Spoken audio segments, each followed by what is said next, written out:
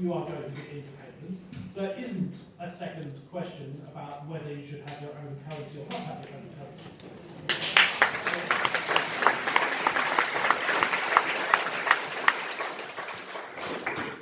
But the two things go together. Independence means you have to have your own currency, because if you don't, you're not independent.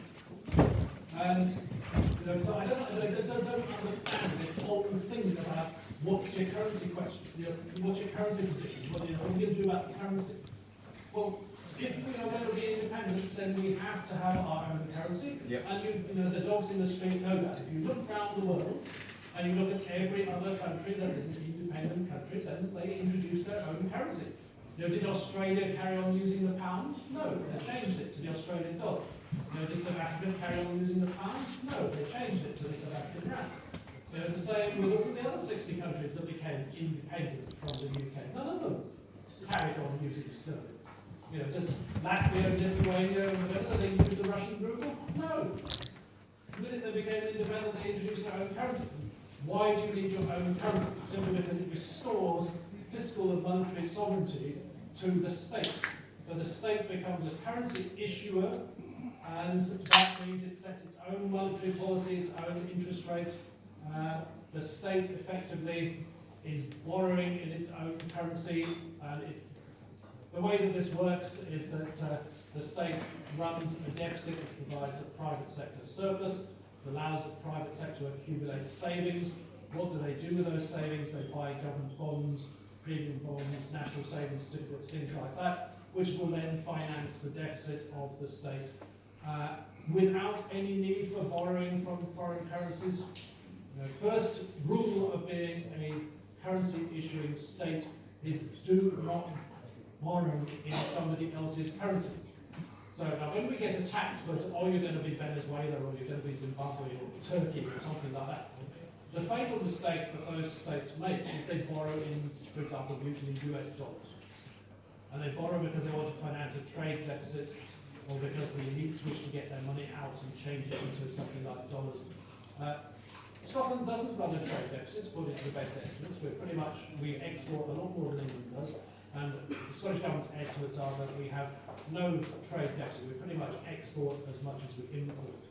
Therefore, there is no need for Scotland to borrow in foreign currencies. All of it about, what you're going to do about international markets, you're going to have to build up the credit ratings and all the rest of it. Why? The international markets have no Scottish pound. Scottish Government needs to spend Scottish pounds to pay the wages, to buy hardware, build an office block, build a new road or whatever. Are US dollars or pounds sterling any use to the Scottish Government in an independent Scotland? No. Unless we decide we want to buy our own private missile system and have to pay for it in dollars. There is no point borrowing in foreign currencies. You only borrow in your own currency. And in that case, why is the international market of any relevance? They have nothing we want. Who cares what their credit rating is? They have no Scottish pounds to lend us even if they wanted to. So it's the frustrating thing about the last 3.5 years is that it's blatantly obvious to me, and it's sure it's obvious to most of you and the thousands of other people at talks that we've done over the last 3.5 years. If we are going to be an independent country, we have our own currency. There's no debate about that. A good example is there are two very relevant examples to Scotland, in fact, and they're from. I used to live in South Africa. I had forgotten about them until relatively recently, but it suddenly occurred to me. Botswana. Anyone read the #1 Ladies Detective Agency? I've been to Botswana several times. It's a lovely country, completely flat, 10 times the size of Scotland, but the population is only 2 million, and they're almost all Tswana, so it's one tribe, one language, and it's the most successfully democratic country in Africa. The first speaker of the independent Botswanan Parliament was a Scotsman. He was a missionary in Botswana, so there's a Scottish connection as well. Of course, David Livingstone travelled many times through Botswana. And in 1976, August 1976, the Botswanan government decided that if they were going to have the full powers of independence, they became independent from the UK in 1966. They could not carry on using the currency, the South African rand, of their large and powerful next door neighbour. The IMF and everyone else told them that it was stupid, that they should carry on using the South African rand, and they were too small and they didn't understand what they were doing, and all the rest of it. And then they said, no, the advantages of having our own currency in terms of setting our own agenda, running our own economy, having full monetary fiscal control over our economy are just so enormous that we're going to ignore all of you lot and we're introducing the Botswana Pula as our new currency. They did that in August 1976. If you look at the Bank of Botswana website of the history, you will see that the South African rands that were handed in by Botswanans and exchanged for Pula became the first foreign reserves of Botswana. Which is exactly what I have always said about Scotland, that as we are doing in the foyer here, we've sold about £2,000 worth of Scottish currency today. It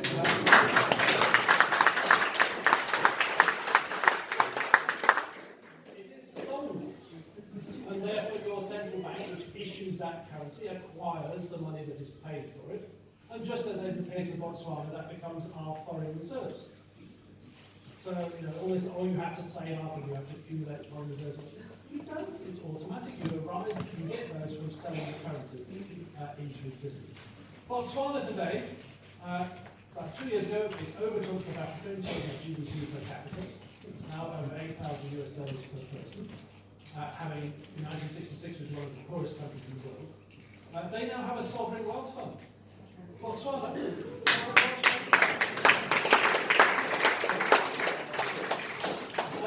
Wealth fund has over $2,000 per Botswanan from their diamond revenues that they have put aside for a rainy day.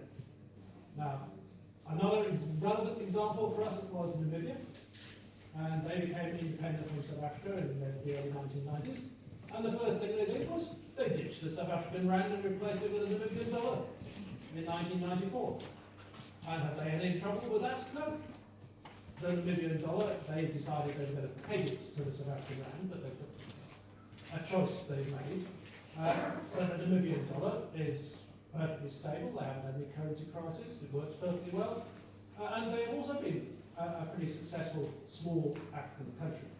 So, if anyone says this is rocket science, that nobody understands how to do it, well, there are two exactly similar examples to us which work perfectly well. So that's probably enough from me. I think the important thing, the thing I just don't get is why somebody, who can't just appear on the television, get a question from Andrew Neil, what are you doing about currency, and say, well, same as the rest of the world, we're going to have our own.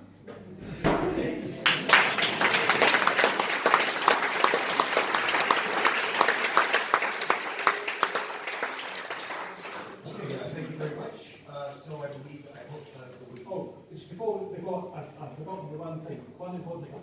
Our currency report is launched today, and the booth is not the Bureau of Change, but just in the coffee room there. On the Scottish currency stand, we have copies of the report which are available. And this sets out what should go in the independence prospectus, and together with example timetables and also some thoughts on banking regulation. Where we're basically proposing the Canadian model of banking supervision and regulation, and strangely, the Canadian model of banking regulation is the 19th century Scottish model. Thank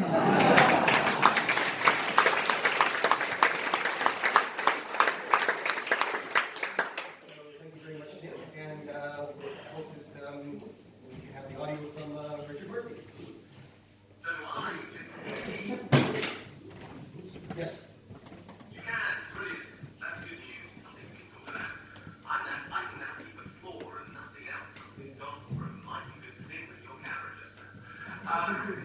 But let me follow on from what Tim said.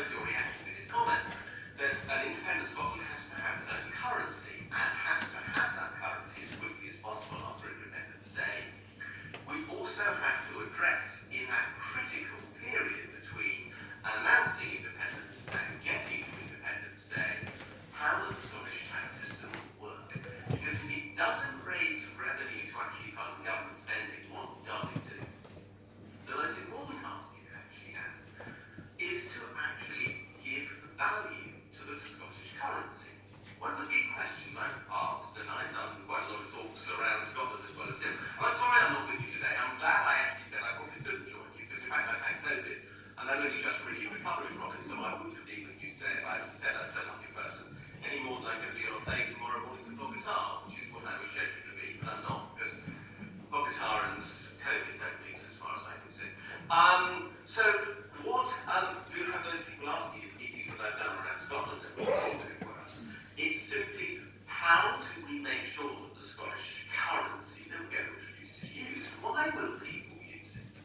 And the simple fact is that people will basically have to use the Scottish currency if the Scottish government decides to have its own currency for one very simple and straightforward reason, and that is that the Scottish government will say you must pay your tax using the Scottish pound.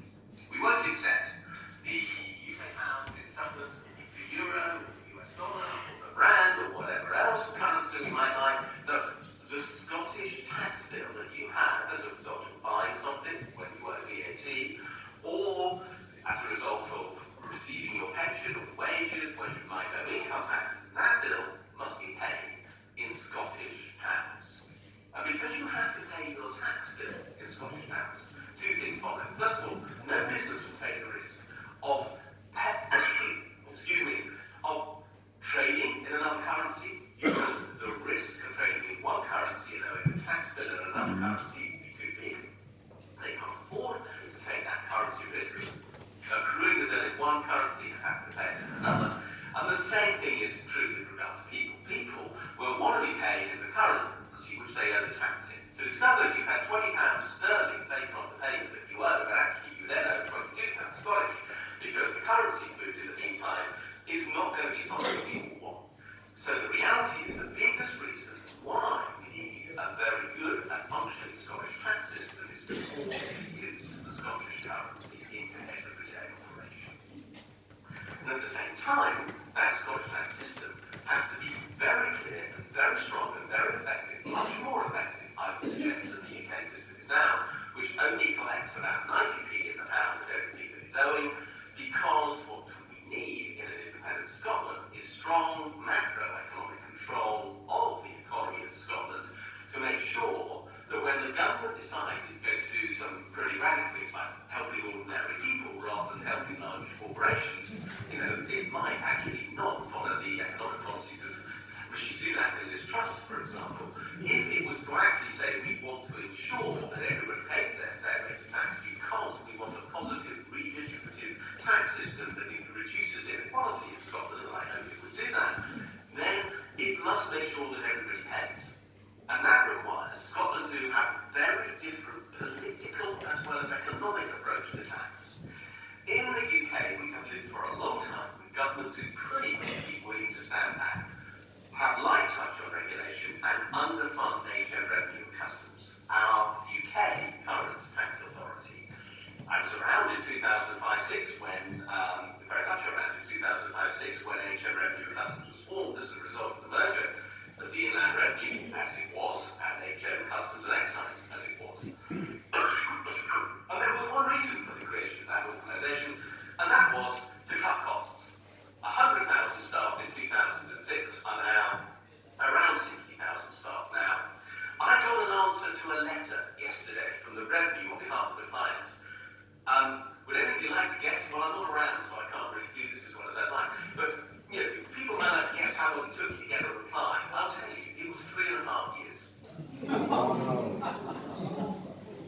They said, apologies for our delay in replying. We thought that the issue that you raised, we are of the same opinion that we expressed in late 2018. So they didn't even change their mind in the intervening period, so now we're going to have to go to court. But that's how bad the service now is. We need, in an independent Scotland, a functioning tax authority to give people certainty about where they stand, to make sure that everybody pays the right amount of tax, and to ensure that, therefore, the social and economic policies which the tax system of a country is critically able to deliver, whether that is support for particular industries or a tax system that taxes bads out of existence, alcohol, tobacco, carbon, the green transition, all of these things will be influenced by tax, or encourages good things, education and healthcare and so on. Again, all things that the tax system can do. it has to function well to do that. And so I've argued in 2 white papers that I've written on the future of tax in Scotland, one for Common Wheel, one for another group, that we really need to invest heavily in thinking about what the Scottish tax system is to deliver. Most of that is in a book I wrote a while ago called The Joy of Tax. And I have to explain to my students that tax is the most interesting 3-letter word any language in the English language, and a lot of them don't believe it. Very strange beings, young people. But the book was quite successful, sold a lot of copies, was once the subject of a joke by David Cameron at the Conservative Party conference. He said he'd taken it home and tried it out with Samantha and it didn't work. Probably the tackiest joke ever told by a UK Prime Minister in public. And I enjoyed it because it pushed up sales by at least 1,000 copies. Great for David Cameron, good for me, but pretty awful. And the point about the book is that it explains just how we can use tax for the social advantage of a country that really wants to deliver social justice. I genuinely believe that is one of the major reasons why the people of Scotland want to keep independent. To get rid of the mess, the ghastly neoliberal mess that they're having.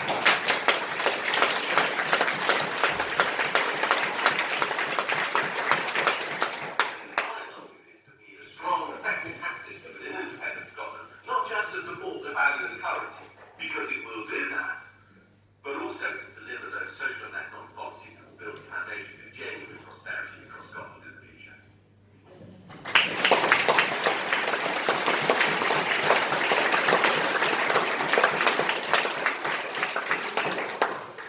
Thank you so much. And so we'll go now to Q&A. It was deliberately relatively short for the NSU, so we will begin with you and just make your presentation. What will happen to the pound, the value of the British pound, given that most of our savings and pensions are in that, when we go independent? Is there not a danger that the value of the pound will crash and there will be consequences to that? How do you foresee that? Is that directed? I'm happy for Okay, so both of you are welcome. Well, I can start on that. I think it's been very difficult to start making predictions about the value of the currency years in advance.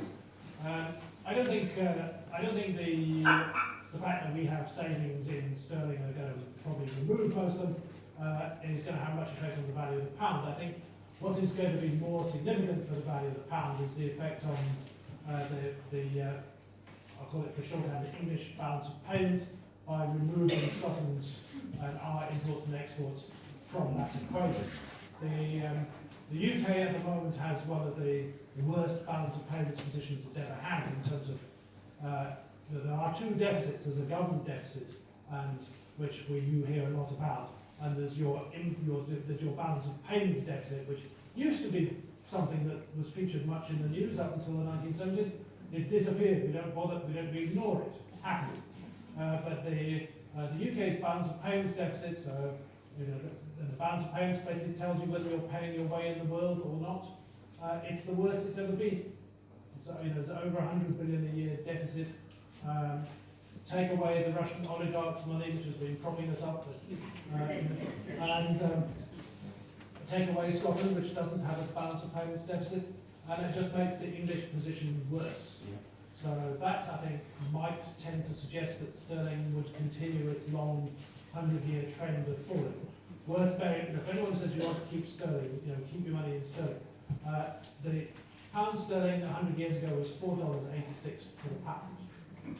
And when my mother spent a year in Switzerland in 1947, you got 25 Swiss francs to the pound, and today you get 1 Swiss franc to the pound. So if you think that sterling is a good place to keep your life saving, it probably isn't. Richard, would you like to add anything to that? Yeah, I would. Look, the exchange rates of countries are not determined by short-term financial shenanigans. They are over a period of a few days. We know that financial markets are capable of trying to move the value of a currency by, literally combining the salt on its value over a period of a few days. But over the longer term, the sorts of periods that Tim was just talking about, and even a year or two, that just doesn't happen.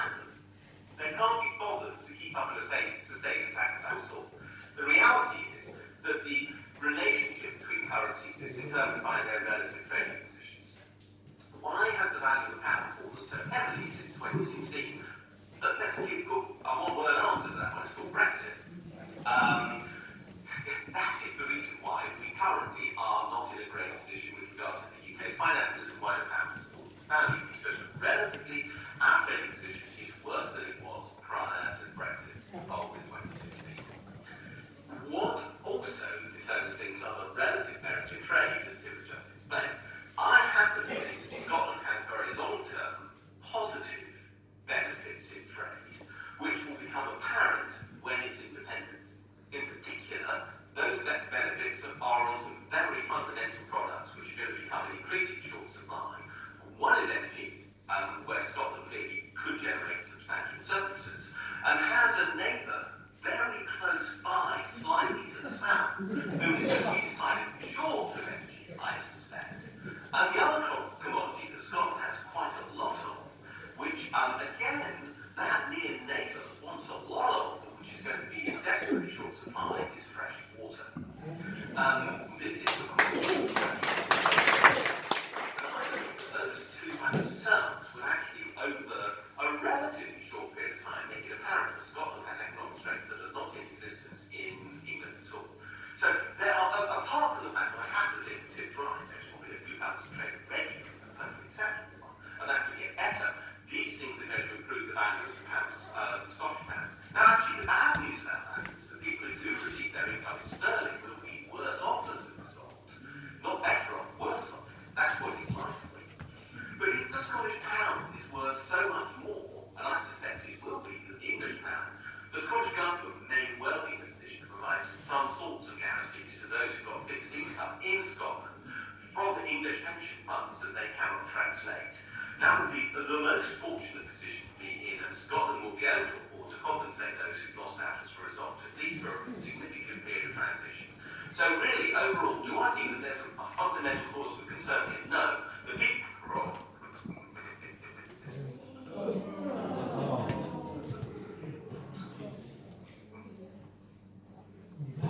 Okay, we've lost the last part of what you said because of some issues, but let's go ahead and move to the next question. Who would like to ask a question?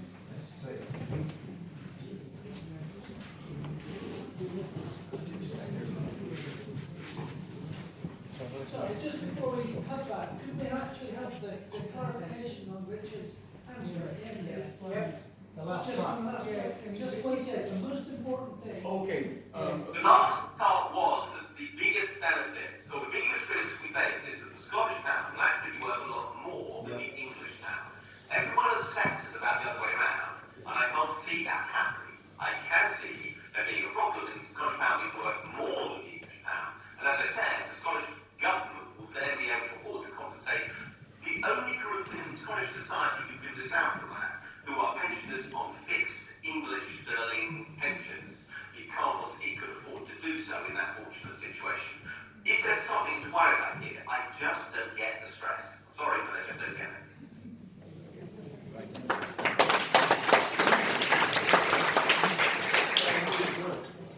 Both speakers have said we must have our Scottish currency with independence, not wait indefinitely, like Andrew Wilson seems to favour. Now, Tim, your amendment that's carried allows vagueness to exist in the SNP's policy, and it's quite clear that some of them are interpreting it along Andrew Wilson lines. There are others, like GMK, who also is advocating wait some time before introducing the Scottish currency. How would you respond to these? When I raised the amendment, and I must also give credit to Richard because my speech, for example, at Congress was jointly drafted between me and Richard. But mostly Richard's short minutes to keep us within the 3 minutes. But no, I carefully phrased it to be that we should start the preparations for our currency immediately after a vote, with the aim to introduce the new currency as soon as practicable after Independence Day. Now, I didn't say the next day or 30 days or whatever, because that sort of specifics just allows for an argument about, oh, well, what about 35 days, or day 2 as opposed to day 1, or something stupid like that. But I'm quite clear that as soon as practical means a couple of months, and I always meant that. Why is that? Because there is a fundamental problem with sterlingisation of any long period, as in years. And that is, well, work will collapse, just as the Czechoslovakia arrangement of sharing the currency collapsed within 5 weeks, I think. And that's because one of the key reasons for us becoming independent is because we want to diverge from England. We do not want to pursue the same economic policies as London will pursue. And if you are trying to diverge from somebody, you want to follow completely different economic, monetary, fiscal policies, different tax rates, and all the rest of it, change the economy, you can't carry on using somebody else's currency where they are setting the interest rates, they're controlling foreign exchange rates, they're controlling how the tax system is going to work, and all of that sort of thing. So that's one problem. You want to diverge, and the only way to do that is to disconnect from them. There is another problem in that if you have an account at Barclays, for example, and you wish to pay somebody who has an account at Santander, how does the money actually get from Barclays to Santander? And the answer is it goes via the Bank of England because it goes through the UK payment system. Now, that is fine when you're all members of the UK payment system and you all the banks have a reserve account at the Bank of England where they keep the bank's money, and that money is what moves. So if I move £100 from Barclays to Santander, that is £100 that goes from the Barclays account at the Bank of England to the Santander account at the Bank of England. Once you cease to be part of the UK, that access is removed. There are no foreign banks that have access to the UK payment system. And the UK has been quite clear that they're not going to change the rules just for Scotland. So, people say, oh, they can't stop us using sterling. No, they can't stop us using sterling banknotes and pound coins and so on. They can stop us using the UK payment system because they can just switch it off. And they might not, then we might reach an agreement that they keep it on for 2 years or something like that. But you're now sitting in a dangerous position where London controls your cards. At a few minutes' notice, they can disconnect all your online banking, switch off the cash line machines, and all the rest of it. We really want to take that risk that somebody's just going to flip the switch. So that's another reason. And I just don't think that sterlingisation, if you look at it, nobody does that because it just isn't a clever idea. It's a completely stupid, nutty idea. Somebody will say, oh, but there are countries which use somebody else's currency. Yes, Panama uses the US dollar. And I've had the House of Commons Library research Panama. 90% of people in Panama don't have a bank account. They use cash, notes and coins. Most of them have never made an online transaction or an internet purchase. And if you only use notes and coins, fine. Nobody, you just as long as you've got enough US dollar notes, that's fine. But that's not the position in Scotland. 96% of transactions in Scotland are digital. All of those transactions are going to the UK payment system. So you have to, you cannot put yourself in the totally dangerous, exposed position of relying on somebody else's goodwill. And there's a third reason for not going for sterlingisation, and that is that the Scottish Government will have a deficit. Bound to have a deficit. We're going to be needing to employ 30,000 new civil servants in the Ministry of Defence, the Ministry of Foreign Affairs, the Finance Ministry, and all of these things. We'll need office blocks to put them in, and they're going to be spread around the country because my resolution was accepted last year at the SNP conference that a new job should be allocated to all local authorities in proportion to their population. So that would be over 1,000 jobs for the Western Isles, for example. So we are going to have those costs, and that's not a bad thing because that's 30,000 well-paid jobs, contracts for furniture, IT systems, construction contracts, whatever. It's all going to put money in our pockets. It's not going somewhere else and just sort of down the toilet or something. But we're going to run a deficit. which means that the Scottish Government will want to borrow. And if we don't have our own currency, then we're going to have to borrow pounds sterling, which we don't have because we don't control pounds sterling. And we're going to have to go to London, cap in hand, and please, sir, what interest rate are you going to charge us? And, you know, what are the terms going to be? And so on. And Andrew will go to Charlotte Street,